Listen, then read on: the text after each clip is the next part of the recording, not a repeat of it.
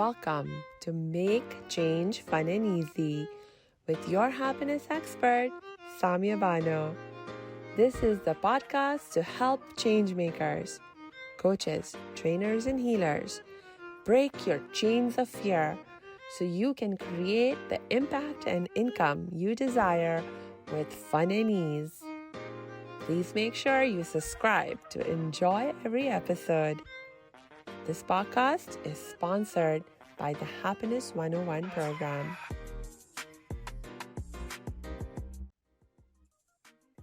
Hello, salam, shalom, namaste, sat sri akal, aloha, hola, ciao, bonjour, buna, and privyet. It's really amazing to be with you, and I know you will be so happy you're with me today because we have a very special guest, and it's Kathrin Niesel. And Kathrin is a healer, coach, and mentor, and I'm actually going to ask her to jump right in and tell us more about who you are, Kathrin, and what do you do? Thank you so much, Samia. I'm so excited to be here. Thank you so much for giving me this opportunity to spend this time with you. So I'm a spiritual healer, energy healer, and life coach, biz mentor. And what I do, I basically work with women who have this deep longing for inner peace and create and embody who they are from within, and to express themselves fully. And that basically opens up the doors to abundance, which is I love my work so much. It's such a beautiful work. Yes, oh my gosh, I love it. And you're definitely my kind of people because I don't know, but I think as long as I can remember, I've known this, my deepest need has been for inner peace. And actually, for that matter, outer peace as well, but like just peace in general. And it's driven everything that I've done in my life. That's really awesome that you say that, because it took me quite some time to really understand that I was actually searching for inner peace. Instead, I spent a lot of time searching for external validation, external peace, I guess. But on this journey, I realized, which has been a desire through many different lifetimes of mine, this inner peace, this deep connection to the divine. Yeah. Can you tell me a little bit more about your journey and how you came to this realization that really the need, the want that you had was for peace? Well, I used to be an international trainer and coach in the business world, in the corporate world, and I would travel between Germany, the US, LA, and Tokyo, Japan, and deliver my coachings and trainings there. And at the same time, in my private life, I was diving deep into spirituality. I'm a yogi, I'm a yoga teacher. I've been practicing yoga for 20 years. And I never expected it, but I embraced yoga and the spirituality full on. And at some point, being this international coach and trainer, which was an awesome job with an awesome company, I realized that I couldn't express myself fully, that there was this deep longing within me that just wasn't satisfied and fulfilled by what I've done, or by what I was doing. And so I decided in my early 40s that it was time for me to quit my job. And in Germany, quitting a job where you have an unlimited contract, it's kind of like, wow, because I basically had that job for life. It was quite a courageous move for, I guess, in general. And then when I started my business, I guess I was very much kind of like intrigued by all these like online business coaches who promise you like the 5-figure, 6-figure, 7-figure month, year, I don't know, quarter. And I was like, oh yeah, that sounds so amazing. I mean, I believed in what I had to offer. So I was like, I was successful in the corporate world. So why shouldn't I be successful, doing what I really want to do? And but it turned out very differently, because even though I had so much knowledge about project management and time and task management, and I worked with so many business coaches, nothing worked out. And what I realized on that journey, that of course triggered a lot of fears within me, triggered a lot of doubts about myself, about my expertise, about my gifts and talents, I intuitively turned inwards. I would meditate more and more. I would seek refuge in nature a lot. I have a dog, so we would go on long walks, and I would just seek peace and answers inwards, and they came. They weren't what I expected. That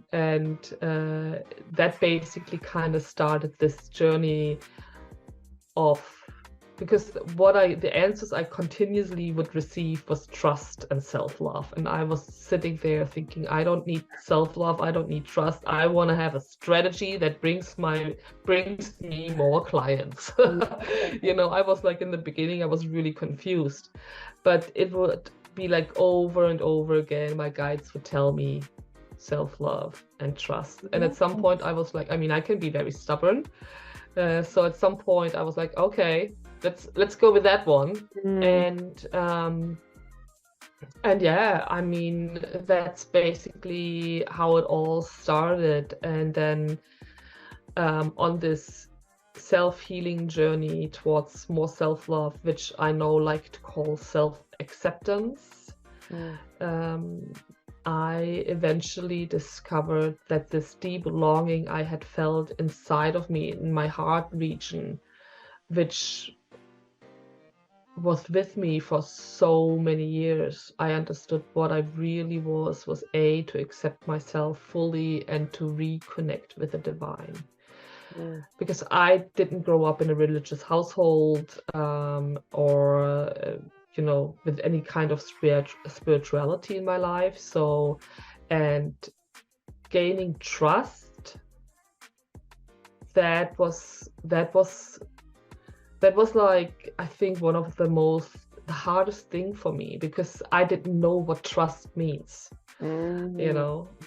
So that's basically what comes out of me right now, how to describe my journey.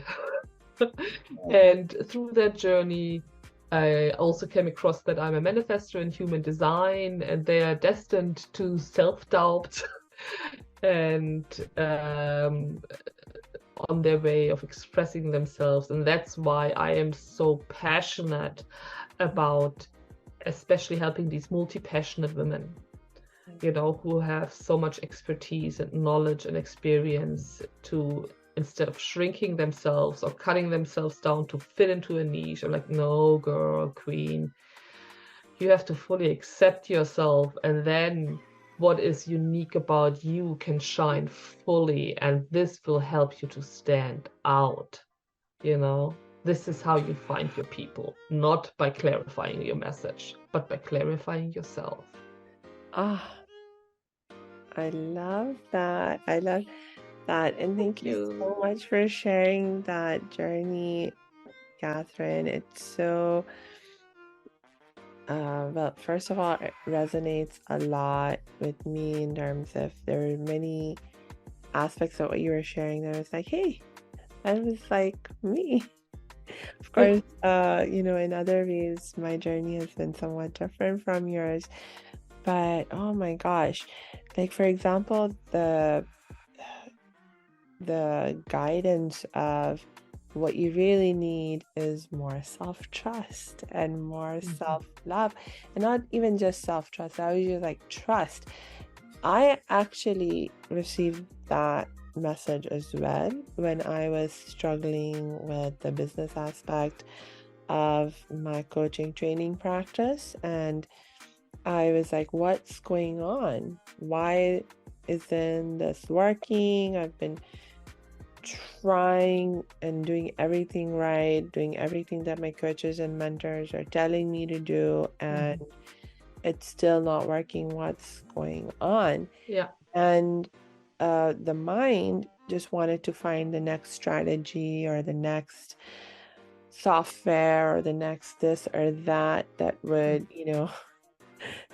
help me set up the perfect systems for my business. But my inner guidance was always like, no, you need to trust more, you need to love yourself more and better. And it's like, but that is not a problem because I love myself and I already have such deep faith, trust, and that's how I was able to take this jump into starting this work in the first place, for example, but it was like really shocking for me to realize that no, as much as I thought I loved myself, it was so surface level. And as much as I thought I had trust in spirit and divine, oh, it was so surface level. Yeah, absolutely. Oh, absolutely. Yeah. Yeah. And it's really, I think, especially for us women who are guided to tap into our intuition, which we have been brainwashed for thousands and thousands of years to not to, and follow our inner guidance. But instead we had to perform like men, tap into this masculine energy in this like doing and hustling and forward and keep on going and stuff. And I'm pretty sure you as well played that game very successfully for many years, and we succeeded. But then when we then choose to walk our own path, I think, and this is quite a challenge, I think, for many women, is we don't really know how to do this. We know how to perform. We know how to deliver. We know how to, live up to certain expectations. But we don't know how to be ourselves, oftentimes. Yeah. And I think this is why when we have these highly intuitive, highly sensitive coaches, healers, or witches, who have these beautiful gifts, have these beautiful talents to share and guide and help others, is from my perspective, one of the biggest challenges to overcome for us. Yes. Can you tell me a little bit more about, because as I said, like my experience, for example, was that I thought I knew myself. I thought I trusted myself.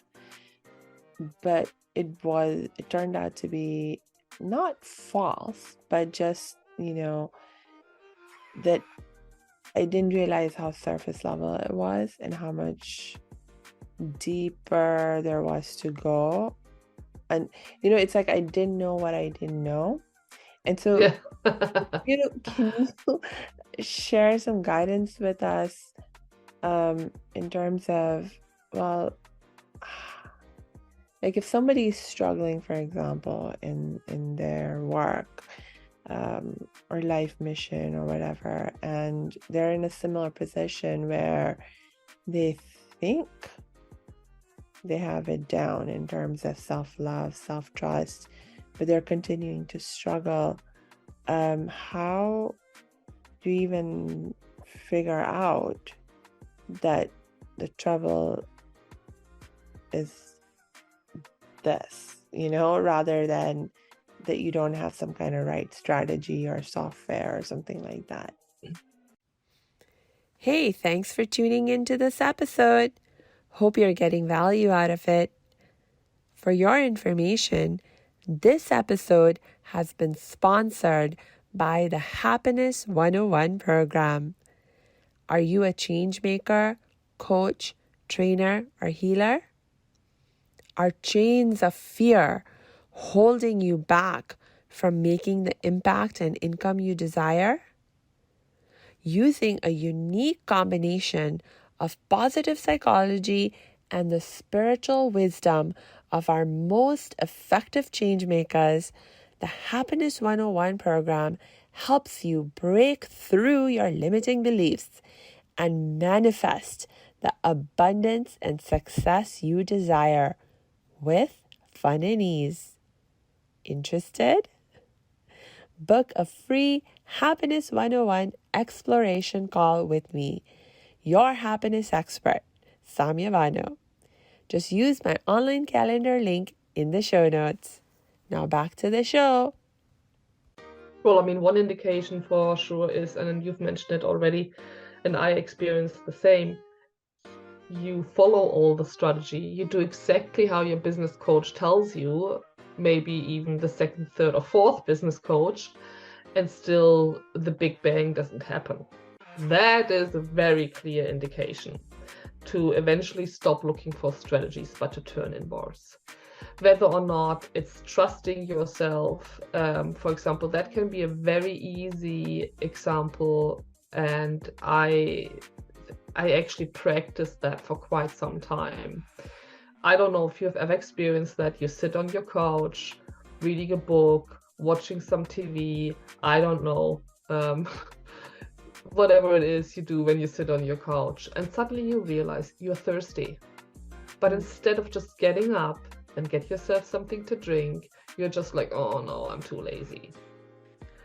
This is a very great indication that you do not trust yourself because your body or your spirit or whatever, because water is very essential for having a good flow of energy, indicates you, I need water, but instead we resist it. So this is a really great indication. Like if you feel like you're thirsty, but you're holding it back, if you feel like you have to go to the bathroom, but you're like, oh no, or whatever it is, when you have like these clear indications that like, hey, I need this or I want that, but you hold it back, that can be a great indication. Another one, when it comes to self-acceptance, loving yourself unconditionally, I would like to answer this with a little example from my personal experience. So as mentioned, I'm a manifestor 3/6. So, and the 3 in my design stands for that I have to experience everything myself.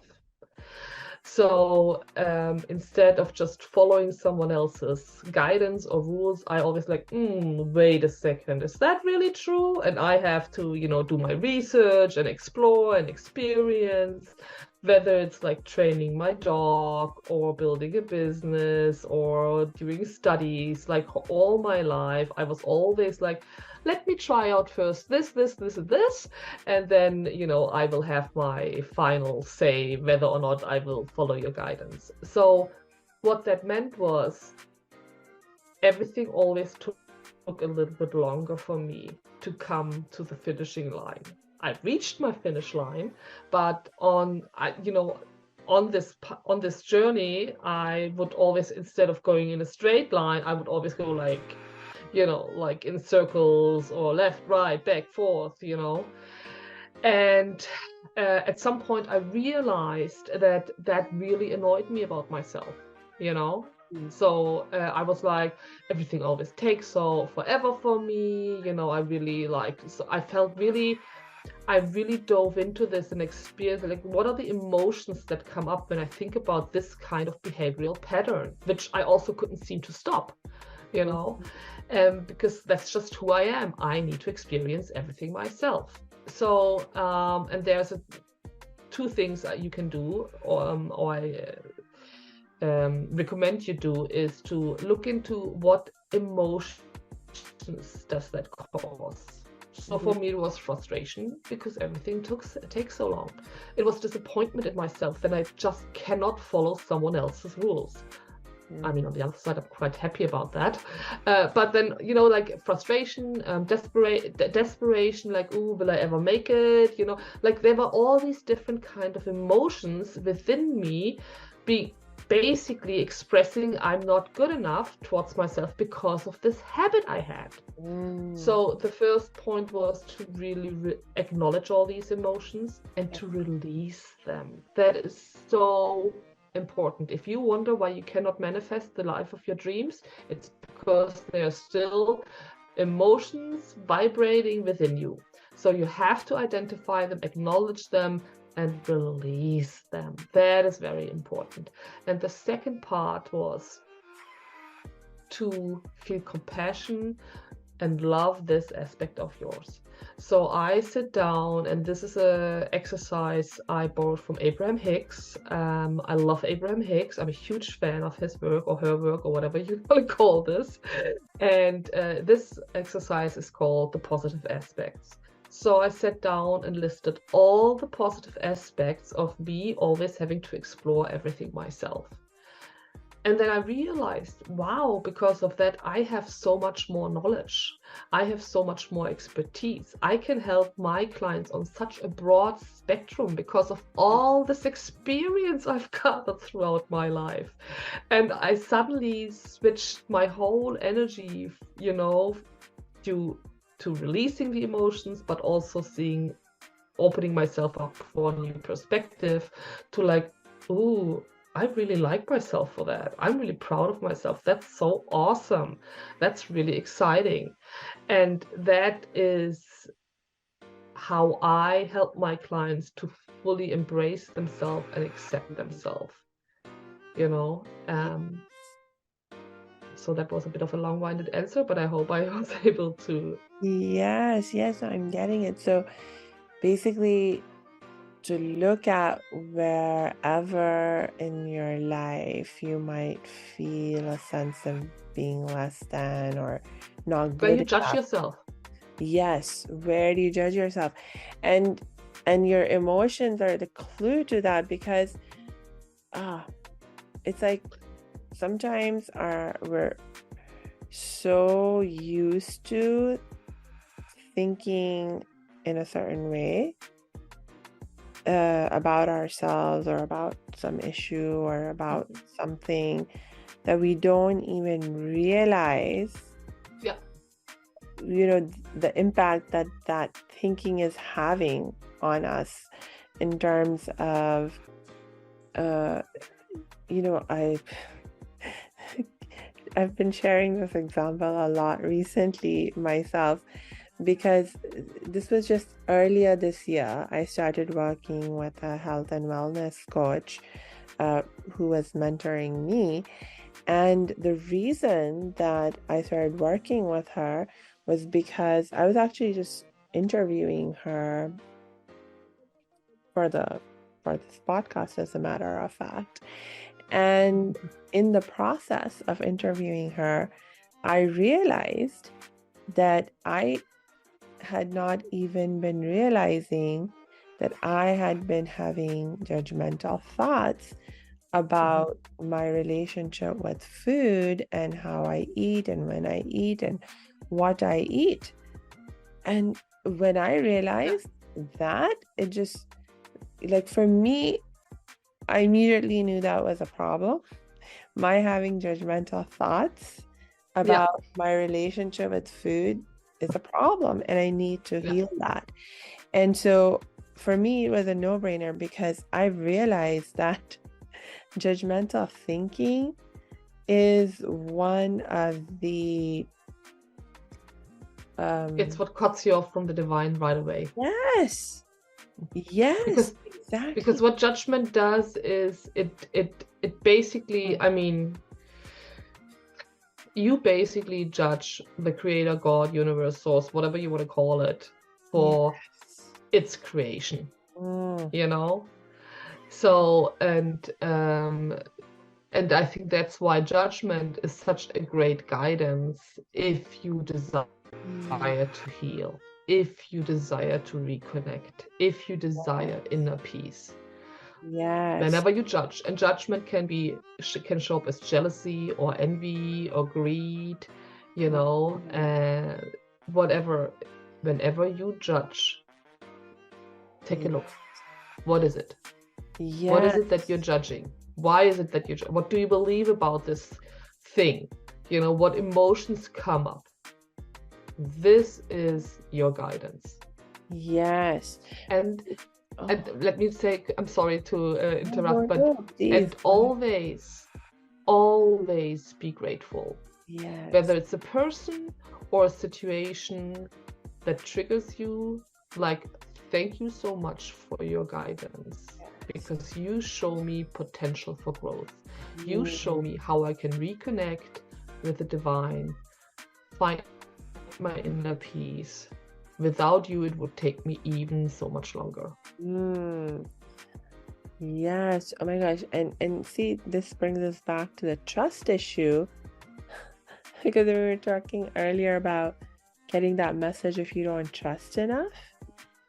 And it's like what you just said right now, for me, this is sort of like just, bringing all of that into perspective, because when we're being judgmental and we're thinking, okay, this is bad, that's wrong, or even for that matter, I think one of the tricky parts about judgmental thinking is that,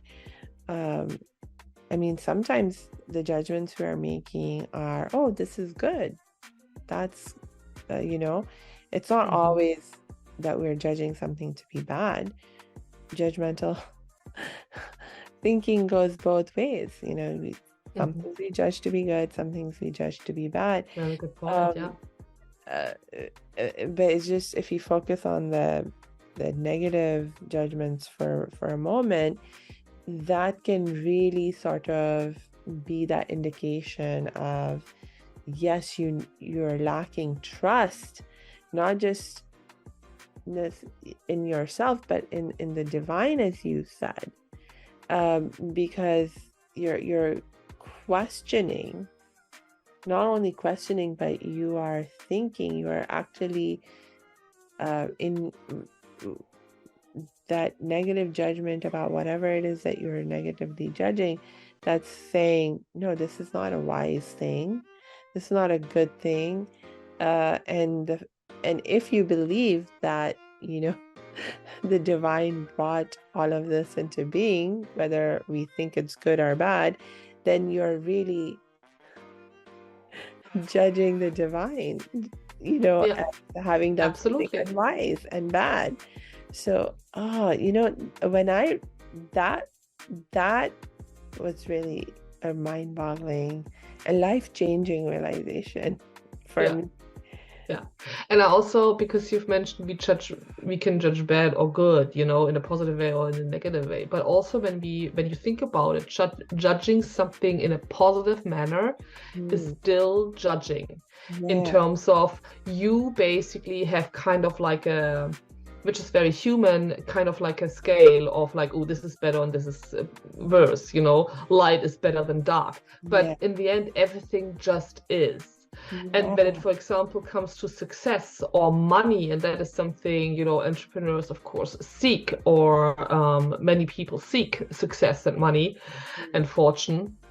When you judge money as something good, as something you desire, but you put it on a pedestal, that also kind of implies that you seem yourself to be lower. So, whether it's a good judgment or a bad judgment, judgment is judgment. Just accept as it is. Appreciate what is. Because you are, the creator of your reality. Yeah. And that's why it's so important to that's why I believe the key is really in self-acceptance and full self-acceptance, because if you allow yourself to accept yourself fully, you can give this gift to everyone else and everything else. Yes. So, I can just hear people who might be listening to us, like, imaginary people, or my own self even, listening to you right now and being like, but what are you talking about, Kathrin and Samia? There is good and there is bad. Like, Hitler was bad. He did a really bad thing. And if I think so, there's nothing wrong with that. I'm right in that judgment and in that thinking. And how can I not think that Hitler is bad, for example? Like, what do you want me to do? How should I think about Hitler? Yeah, as a German, I get this question a lot. Well, I mean, I'm not, I guess that's going to be a bit a philosophical discussion. And I get that point. And I do not want to justify anything of these kinds of action, whether it's Hitler, Stalin, or Mao Zedong, or anybody who chooses to torture or kill anyone. But from like a spiritual perspective, it's all about having an experience and choosing whether or not that experience serves you. It's all about experience and whether or not this experience makes you feel good or not. How does it make you feel? And I think this is what that's what it comes down to. Yeah. And when you talk about, by the way, I'm in agreement with you about, being guided by our feelings in terms of, well, does this make me feel good or not? Now, when we talk about this good feeling, do you distinguish between different kinds of good feelings in terms of being guided by them to go in a certain direction or not? Or is like good feeling just a good feeling and just follow the good feeling? I think this is a very powerful and important question, because especially as long as the ego, which I think is a very important to understand the purpose of the ego and what it does if you don't know how to handle and tame it. But as long as our thinking is intertwined intensely with the ego, then our emotions can even be a bit hijacked, so to say. In general, I would say a good feeling is something that opens your heart, that allows you to relax and to experience peace, even if it's just for a few moments. But then there are emotions, like, for example, let's get back to this, like money, because this is such an easy example. Because especially in the money manifestation world, they teach you, imagine making the 10K, the 50K, whatever, and how would you feel? But the thing is, I believe, is that especially when the desires we think we have are very much connected to material goods, they are very much driven from the ego mind. Right. Because the ego is very much in the material, in the 3D. And if this desire triggers a lot of negative emotions, then yes, this is an opportunity for growth. But I'm not always sure that this is what you really deeply desire. Because also, and this is, everything we desire is because of how we believe it makes us feel. And what we want to feel is, we want to feel love, we want to feel peace, we want to feel joy, because this is who we are. We want to come home, so to say. And this is why we enjoy love or enjoy joy or empowerment so much, because it reminds of who we really are. And when you look at people who, have a lot of money and make more money, what happens at the same time is they suddenly get scared that someone else might take it away. And they build a fortress. you know, and they have all these like things in place to make sure the money doesn't go away. So I don't know if this is the kind of like, and I'm not saying that money is bad or anything, but I would say first focus on your well-being, which makes you feel expansive, which makes you feel safe, which makes you feel at home, at peace, at ease. And for me, it opens up my heart field. Yes. And then everything else follows anyways. Yeah. Yeah. Yeah. It's just really amazing how, you know, when we look at things from a spiritual perspective, it just it's just a very different perspective to hold and have, and it you know, and I think that's the thing to understand, is that like for people who are not perhaps in tune with the spiritual perspective, it can maybe because they haven't really had that opportunity to really understand and feel it and live into it deeply, it can feel like a crazy thing. I mean, if you think about the great spiritual healers, or guides or prophets that we have, you know, they didn't act like normal people.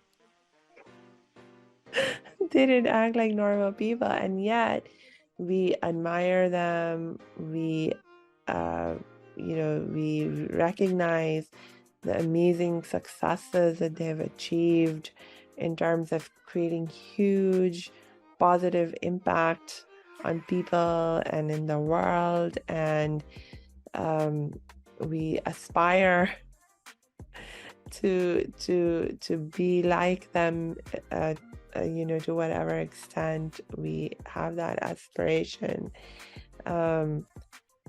And I think the disconnect happens where we would love to see the results that they're able to produce, but we're not willing to think as they thought, and we're not always willing to act as they acted, in terms of, you know, acting from this place of unconditional love and self-acceptance and so on and so forth. It's like, and so it you know, you have to just, I guess, make a choice at some point. It's like if you want to manifest the kind of results, for example, that Jesus did, or the Buddha did, or whoever your hero happens to be, then you also have to be willing to think like them and act like them, like when they, I mean, like if I'm thinking about Jesus right now and the amazing levels of forgiveness that he practiced, you know, and most of us, like, theoretically we're on board with the idea, but when it comes to us,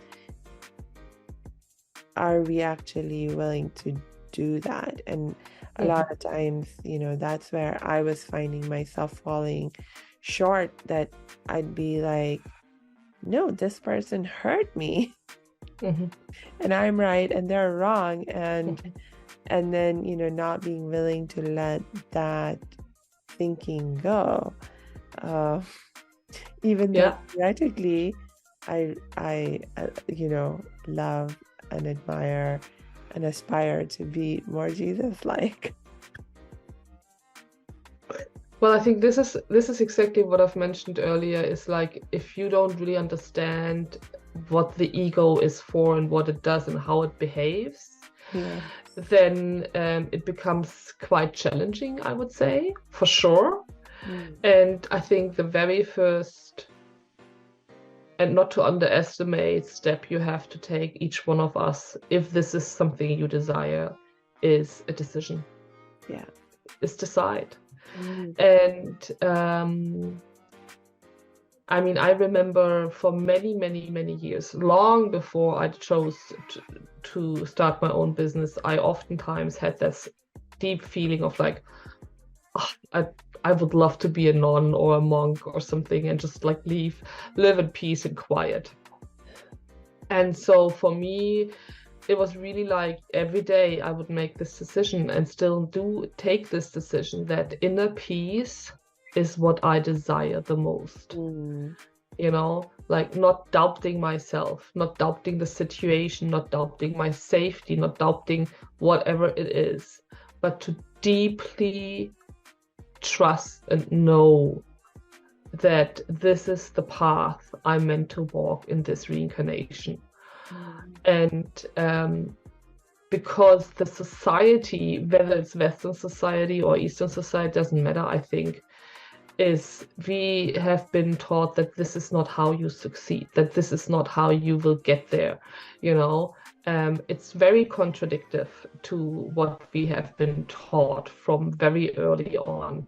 And this what makes it so hard to go this way.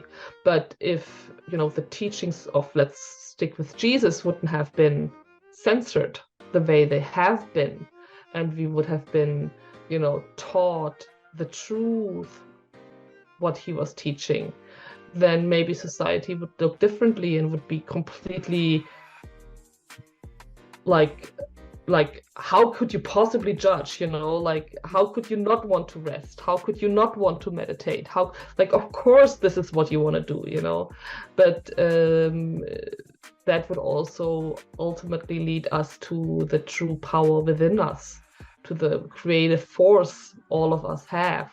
Yeah. And that's of course something not everybody wants you to know.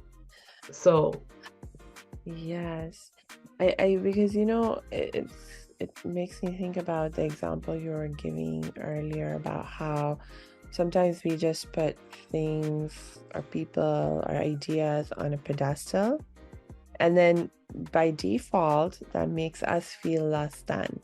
And so we look at someone like Jesus, and I know this was my orientation as well growing up, where you know, I looked at the figure of what I knew of someone like Jesus, and I put him on a pedestal.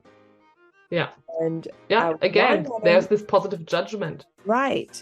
And it was like, Jesus was awesome, Jesus was amazing, Jesus did all these amazing things. And at one level, there's a part of me that aspires to be like him, but another part of me feels less than and not worthy and not enough, not good enough.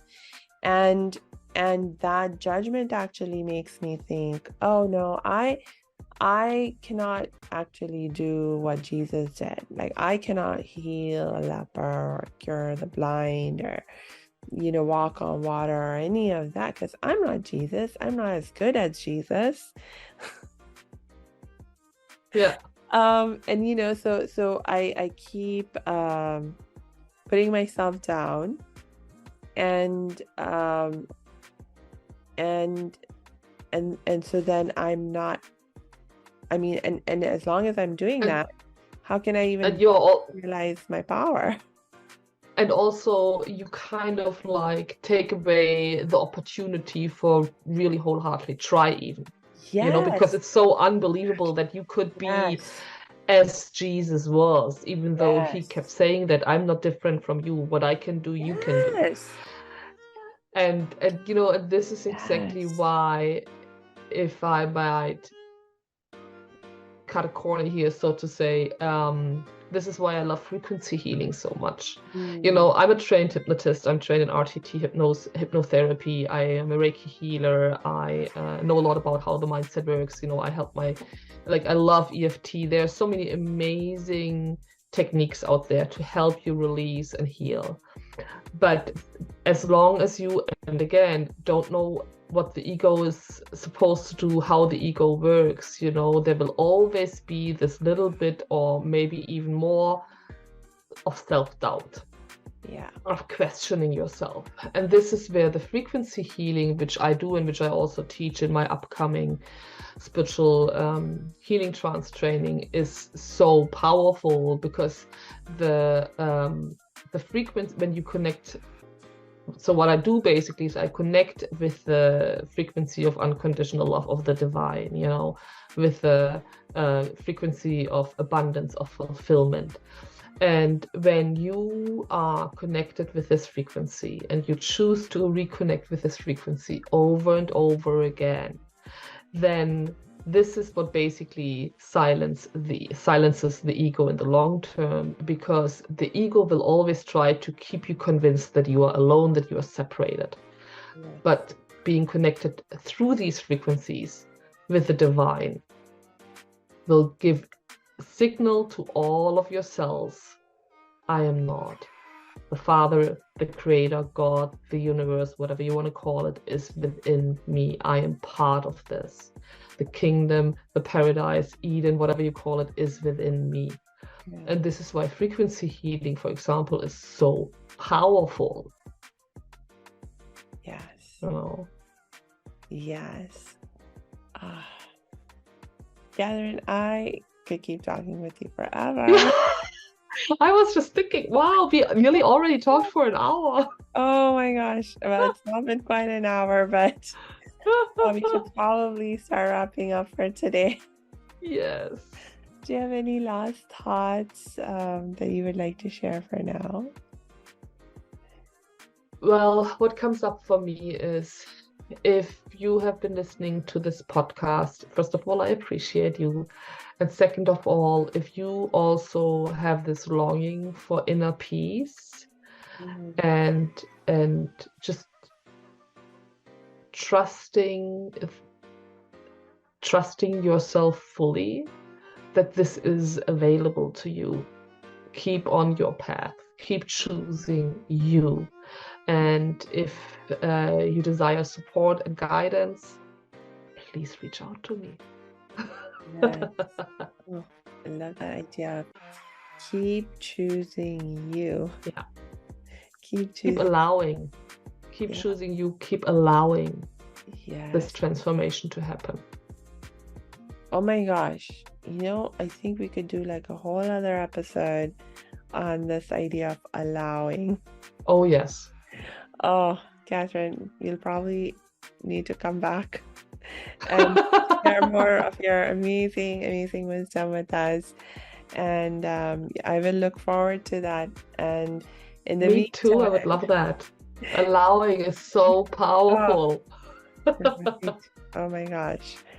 So until we connect next time, I just want to remind all of you, our listeners, to make sure you check the show notes, because we'll be dropping Kathrin's links in there, so you can reach out to her, connect with her. I'll also drop my links in there. And yeah, other than that, I just wish you lots and lots of peace and joy. Thank you. Likewise. Have a lovely, day, and talk to you soon. And thank you so much for this lovely talk.